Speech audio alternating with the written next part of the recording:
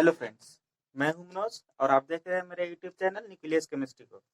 Friends, आज हम लोग पढ़ेंगे फर्स्ट बुक के सेकेंड चैप्टर सॉल्यूशन और सीखेंगे सॉल्यूशन को। देखिए, ये जो आपका चैप्टर है सॉल्यूशन, अगर हम जैक बोर्ड की चर्चा करें ना तो ये 5 नंबर आपको देता है।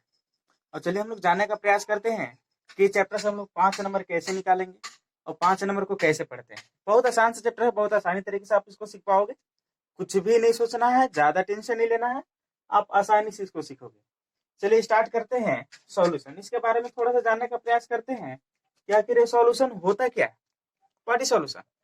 आखिर सॉल्यूशन जो हम पढ़ रहे हैं इसका कुछ तो मीनिंग होगा ना, इसका कुछ तो मीनिंग होगा।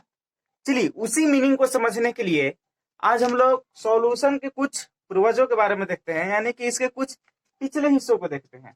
थोड़ा सा भी हम लोग इसको इरेज करते हैं और देखते हैं और समझते हैं कुछ इसे के पीछे वाले पोर्शन को। देखिए, हम लोग जानते हैं थर्मोडायनेमिक्स में हमने पढ़ा था कि इन्वर्स में दो चीज के बारे में हम लोग स्टडी करते हैं, एक मैटर और दूसरा एनर्जी। आज हम लोग उसी मैटर की चर्चा करेंगे। ये जो आपके पास मैटर है, इसी मैटर की चर्चा आज हम लोग करेंगे। मैटर जिसे शुद्ध हिंदी में पदार्थ भी कहा जाता है। चलिए, मैटर होता क्या चीज है? हम लोग सिंपली जानते हैं anythings which occupy space and has mass is called matter. कोई भी चीज जो स्पेस को ऑक्युपाई करता है और जिसके पास कुछ मास हो उसे हम लोग मैटर कहते हैं। अब देखो, ये बहुत बचपन से हम लोग पढ़ते चले आ रहे हैं, इसको जानने की कोई ज्यादा जरूरी नहीं है। चलिए अब हम लोग देख लेते हैं क्लासिफिकेशन ऑफ मैटर के बारे में, थोड़ा सा जानकारी ले लेते हैं कि मैटर को कितने पार्ट्स में क्लासिफाई कर सकते हैं। अब एकदम आसान सा है मैटर का क्लासिफिकेशन करना। देखो, मैटर को हम लोग जनरली 2 पार्ट्स में क्लासिफाई कर देते हैं। अब वो कौन कौन से होते हैं? एक को हम लोग कहते हैं प्योर सब्सटेंस और एक को हम लोग कहते हैं mixture. Pure substance and mixture. अब देखो, ये प्योर सब्सटेंस क्या होता है, मिक्सचर क्या होता है, जानने का प्रयास करते हैं। प्योर सब्सटेंस, ये वर्ड से ही पता चल रहा है कि यह एकदम प्योर है। प्योर बोले तो इसमें कोई भी चीज मिला हुआ नहीं है। और हम लोग तो केमिस्ट्री में जानते ही हैं कि सबसे जो स्मॉलेस्ट पार्टिकल है वो आपके पास एटम है। ठीक है, ऑल ओवर हम लोग यहाँ पे चर्चा करेंगे मोलिकुल्स की, क्योंकि कोई भी अगर सब्सटेंस है तो इसका स्मॉलेस्ट पार्टिकल्स आपके पास मोलिकुल से नजर आएंगे, वो किसी न किसी मोलिकुल से मिलकर के बना होगा। तो देखिए और समझिए, अगर किसी भी सब्सटेंस में ओनली 1 मोलिकुल अगर होते हैं, अगर किसी भी सब्सटेंस में एक ही प्रकार के मोलिकुल प्रेजेंट हो तो उसे हम लोग कहेंगे प्योर सब्सटेंस। एज एग्जाम्पल के लिए ले लेते हैं हम कॉपर है वायर, कॉपर वायर, कॉपर की तार। अब जरा सा बताइए, इसमें कितने प्रकार के आपके पास मॉलिक्यूल्स मिलेंगे? भाई कॉपर का है तो इसमें जो भी मॉलिक्यूल्स आपको मिलेंगे ना वो सिर्फ कॉपर का ही मिलेंगे, यानी कि कॉपर के सिवा दूसरा मिलने वाले तो है नहीं। चलिए हम लोग चर्चा करते हैं, यानी कि यह जो आपके पास कॉपर वायर है यह एक ही प्रकार के मॉलिक्यूल से मिलकर के बना हुआ है और वो मॉलिक्यूल है आपके पास कॉपर। ठीक है, तो इस सब्सटेंस को हम लोग क्या कह देंगे? Pure substance. अब चलिए मिक्सचर कहते किसको है? अब देखिए, मिक्सचर का मतलब होता है मिला हुआ। और स्वाभाविक सी बात है कि हम इसमें समझ सकते हैं कि यानी कि वैसा कुछ सब्सटेंस होंगे जिनमें 2 या 2 से अधिक मॉलिक्यूल्स प्रेजेंट होंगे। वैसा कुछ सब्सटेंस होंगे जिसमें 2 या 2 से अधिक मॉलिक्यूल प्रेजेंट होंगे, तो उसे हम लोग क्या कह देंगे? मिक्सचर। चलिए अब हम लोग आगे चलते हैं, क्लासिफिकेशन देख लेते हैं मिक्सचर का। देखिए, हम लोग का यहीं से प्रारंभ होता है, यहीं से जानेंगे और यहीं से हम लोग सॉल्यूशन तक पहुंचेंगे। चलिए देखते हैं क्लासिफिकेशन ऑफ मिक्सचर। देखिए फ्रेंड्स, मिक्सचर को हम लोग 2 टाइप्स में क्लासिफाइड करते हैं। मिक्सचर को हम लोग 2 टाइप्स में क्लासिफाइड करते हैं। एक कौन कौन से हैं? एक को हम लोग कहते हैं होमोजीनियस मिक्सचर और एक को हम लोग कहते हैं हेट्रोजीनियस मिक्सचर।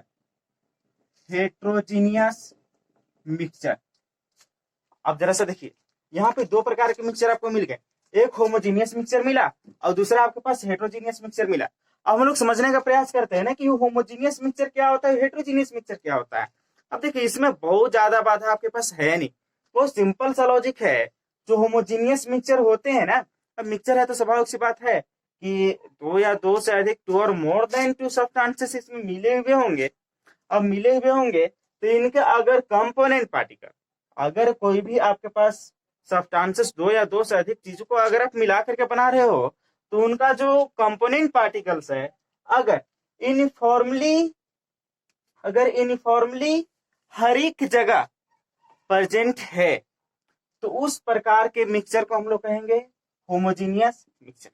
एज एग्जांपल कैसे देखेंगे, देखो जैसे कि अगर हम ले लेते हैं एक कंटेनर ले लेते हैं, अब इस कंटेनर में हम लोग करते क्या चीज है, पानी ले लिए, ठीक है, पानी आपके पास आ गया।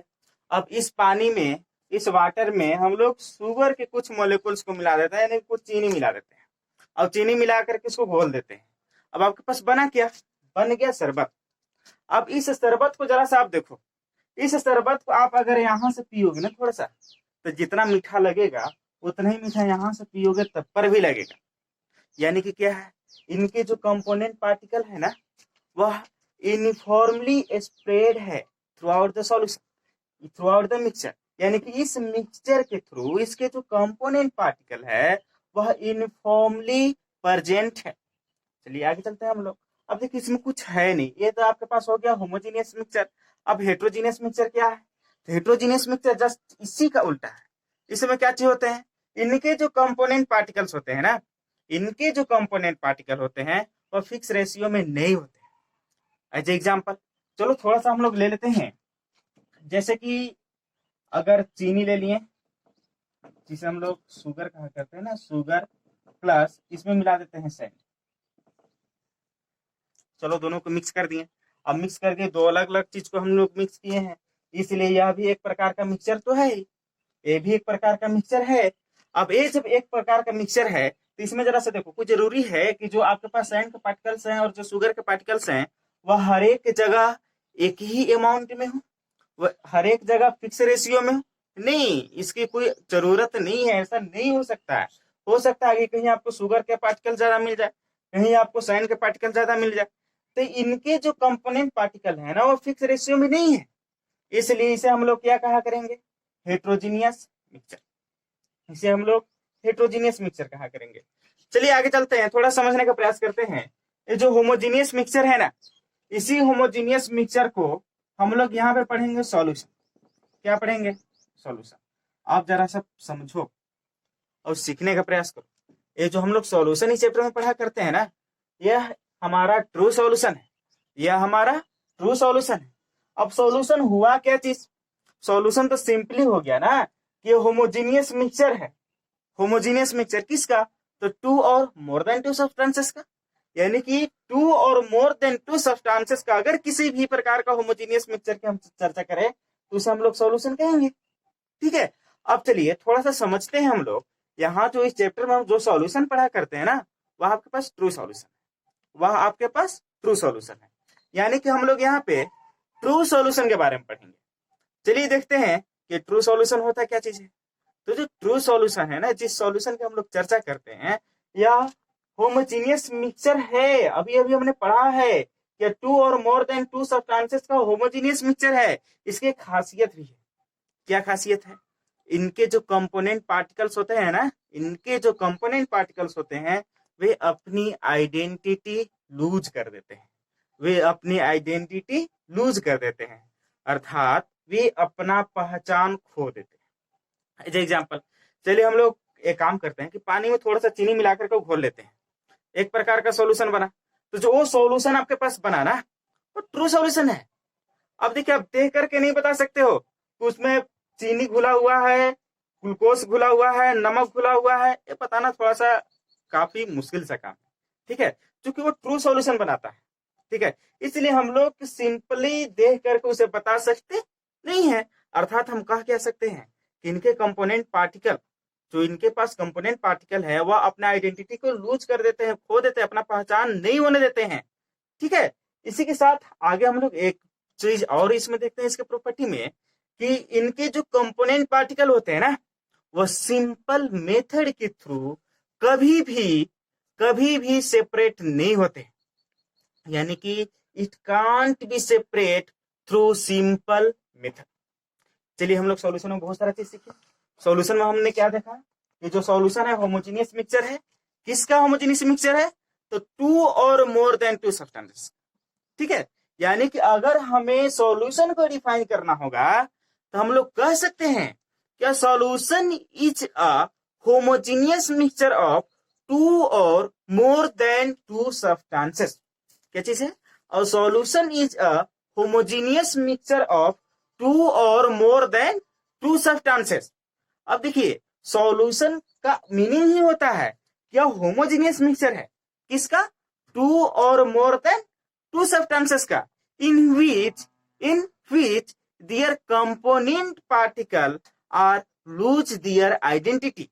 इसमें इनके जो कंपोनेंट पार्टिकल हैं वे अपने आइडेंटिटी को लूज कर देते हैं and can not B separate easily by simple method. चलिए ये हो गया आपके पास सॉल्यूशन का definition.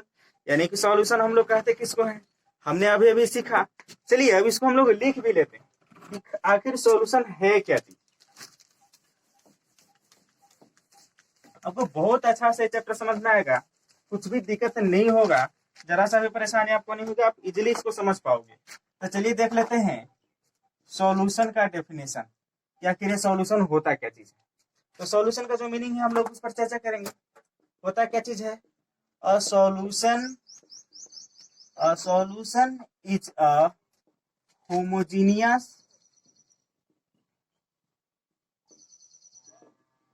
homogeneous mixture of two or more substances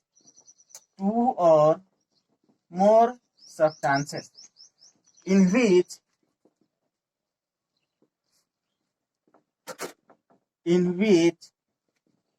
their component particle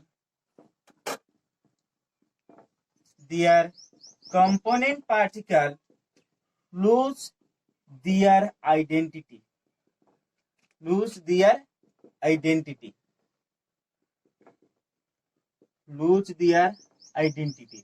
and cannot be separated easily by simple method. चलिए ये हो गया आपके पास सॉल्यूशन, ठीक है। यानी कि सॉल्यूशन हम लोग कहेंगे किसको? तो solution is a homogeneous mixture of two और मोर सब्सटेंसेस। जो सॉल्यूशन है वो टू और मोर सब्सटेंसेस का होमोजेनियस मिक्सचर है, in which their component particle loss their identity and can not be separated easily by simple method.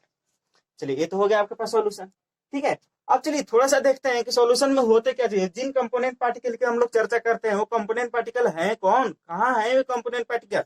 देखिए जो solution के कंपोनेंट पार्टिकल्स होते हैं ना, जनरली दो पार्ट्स में पहले से ही डिवाइड होते हैं। वे कौन कौन से होते हैं देख लेते हैं। सॉल्यूशन में होता क्या चीज है? तो सॉल्यूशन में एक तो होता है सोल्यूट और एक तो होता है सॉल्वेंट। चलिए दो चीज मिल गया। सॉल्यूशन में दो चीज प्रेजेंट होते हैं, एक सॉल्यूट और दूसरे सॉल्वेंट। अब सॉल्यूट किसे कहेंगे और सॉल्वेंट किसे कहेंगे, चलिए हम लोग थोड़ा सा इसको समझ लेते हैं। तो सॉल्यूट, देखो भाई, सॉल्यूट जो सॉल्यूशन में लेस अमाउंट में प्रेजेंट रहता है, सॉल्यूट किसे कहेंगे? जो सॉल्यूशन में लेस अमाउंट में प्रेजेंट रहता है। अब बताओ सॉल्वेंट किसे कहेंगे? तो सॉल्वेंट जस्ट आप इसी को चेंज कर दो आप, सॉल्वेंट जो सॉल्यूशन में लार्ज अमाउंट में प्रेजेंट रहता है, ठीक है।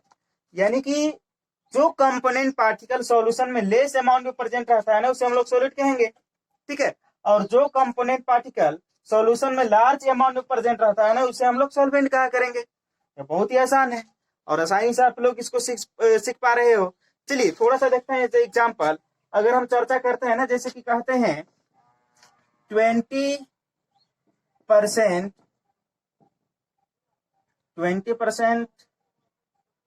Nitric acid,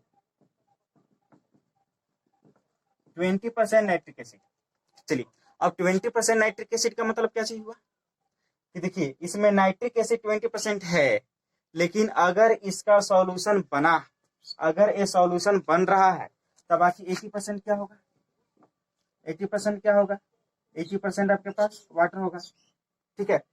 20% nitric acid solution होगा, ठीक है, सॉल्यूशन की चर्चा कर रहे हैं, यानी कि 20% नाइट्रिक एसिड का अगर हम सॉल्यूशन ले लेते हैं ना, तो 80% क्या होगा आपके पास, वाटर होगा। चलिए, यानी कि आपके पास कम कौन सा है, नाइट्रिक एसिड, तो नाइट्रिक एसिड यहाँ पे आपके पास क्या हो जाएगा, सॉल्यूट। और देखिए 80% वाटर है, तो 80% वाटर है, तो वाटर क्या हो जाएगा आपके पास, सॉल्वेंट हो जाएगा। क्योंकि हमने अभी अभी सीखा है कि जो लेस अमाउंट में होता है ना, उसे हम लोग सॉलिड कहते हैं, और जो लार्ज अमाउंट में प्रेजेंट होता है ना, उसे हम लोग सॉल्वेंट कहा करते हैं। चलिए थोड़ा सा देखना दोस्त, एक कोई हार्ड एंड फास्ट रूल है नहीं, ऐसा नहीं होता है, कभी कभी थोड़ा सा आपको परेशानी होगी। कहाँ परेशानी होगी, इस चीज को फॉलो करने में, आगे हम लोग डिस्कस करेंगे। फिलहाल थोड़ा सा देखना, अगर केसेस वाटर का आता है ना, वाटर का, तो वाटर एक यूनिवर्सल सॉल्वेंट है, ठीक है, तो वहां पे अगर वाटर के अमाउंट कम भी हो ना, तो हम लोग उसे सॉल्वेंट ही लेते हैं। थोड़ा सा ये आपके पास था, सोचना था, जैसे कि अब तो आप आसानी से जान जाओगे, किसी ज्यादा एग्जांपल देने की आवश्यकता है नहीं। अगर आप और देना चाहते हो तो जैसे कि ले लेते हैं 40% अमोनिया का सॉल्यूशन ले लेते हैं, NH3 सॉल्यूशन। इसको में क्या दिखाई दे रहा है आपको, 40% अमोनिया होगा, लेकिन आपके पास जरा सा देखो 60% क्या हो जाएगा। क्योंकि सॉल्यूशन में अगर सॉल्वेंट नहीं दिया हुआ है ना, तो हम लोग वाटर ही लेते हैं, यानी 60% आपके पास वाटर हो जाएगा। चलो देखते हैं, अब इसमें आपको क्या नजर आ रहा है कि यानी कि ये जो आपके पास NH3 है ना 40%, ये आपके पास सॉल्यूट है, और जो 60% वाटर की जो चर्चा किए हैं वो आपके पास सॉल्वेंट है। चलिए बहुत ही आसान है, और इसे आप लोग आसानी से सीख पाओगे।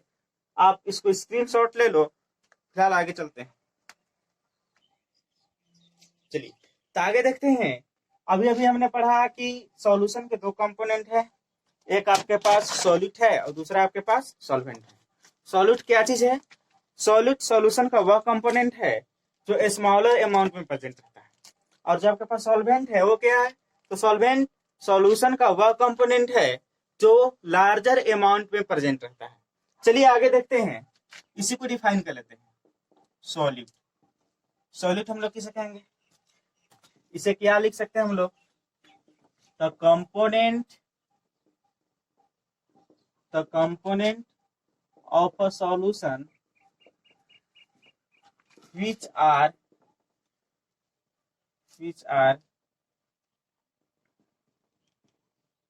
present in a smaller amount।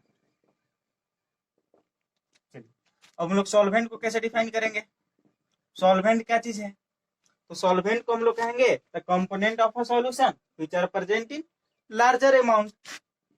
Simple है, the component of a solution which are present in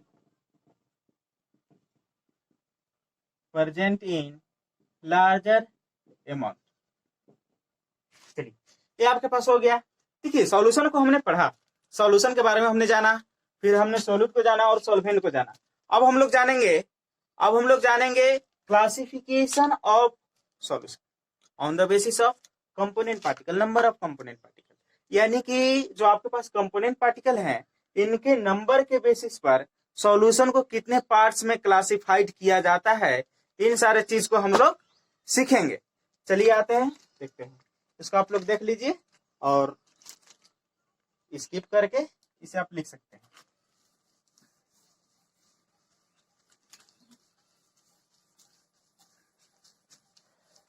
आगे चलते हैं, अब हम लोग पढ़ेंगे क्लासिफिकेशन ऑफ सॉल्यूशन।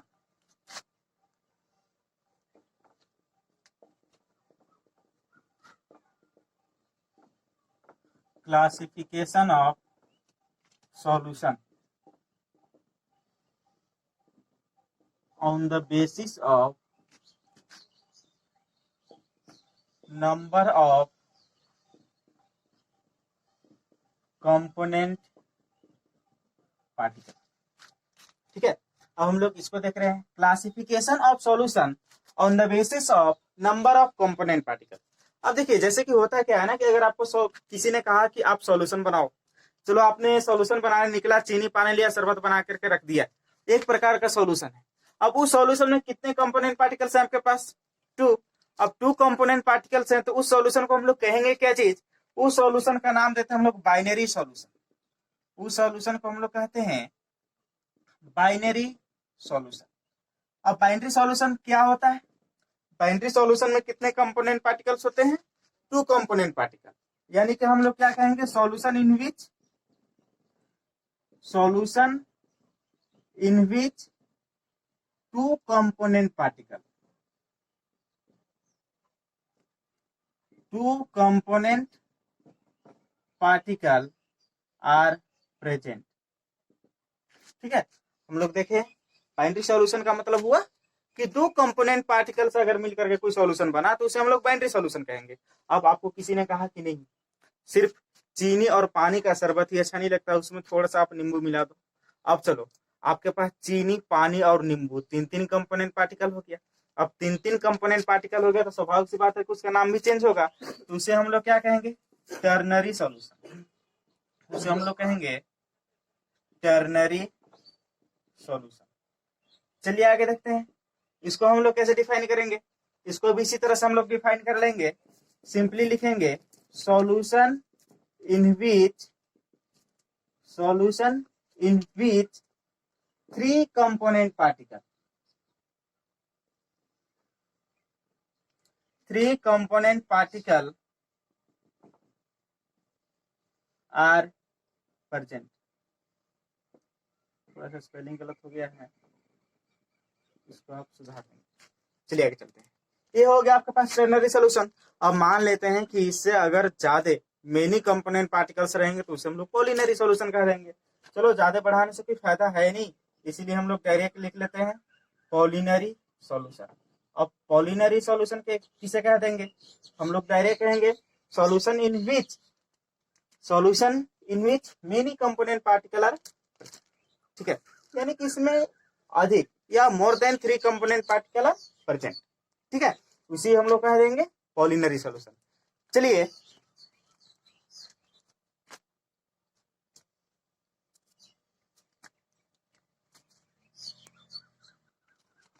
दोस्तों इसको हम लोग डिफाइन कर लेते हैं।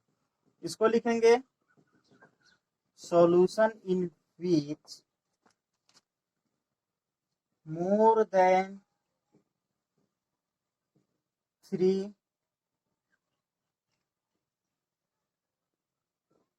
component particle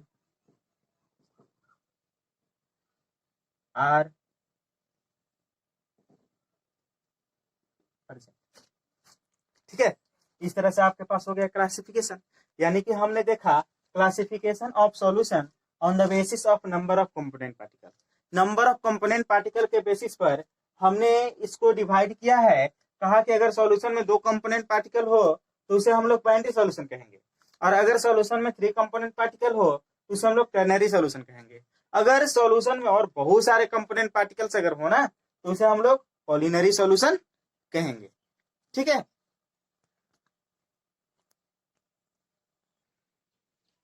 तो फ्रेंड्स आज हम लोग सीखे सॉल्यूशन के बारे में, देखे क्लासिफिकेशन ऑफ सॉल्यूशन, यानी कि ऑल ओवर आज हम बताने का प्रयास किए हैं आपको सॉल्यूशन का इंट्रोडक्शन आपका सॉल्यूशन का आज इंड हुआ। अब हम लोग जो कल से पढ़ेंगे यानी कि नेक्स्ट जो हमारा वीडियो लेक्चर होगा वो आपके पास एनसीईआरटी के बुक के थ्रू हम लोग कुछ क्वेश्चंस भी करते चलेंगे, यानी कि वैसा टॉपिक के पास अब हम लोग पहुंचेंगे जहां से हमें क्वेश्चन मिलेगा। ठीक है, तो आज इतने ही, और इसी के साथ थैंक्स।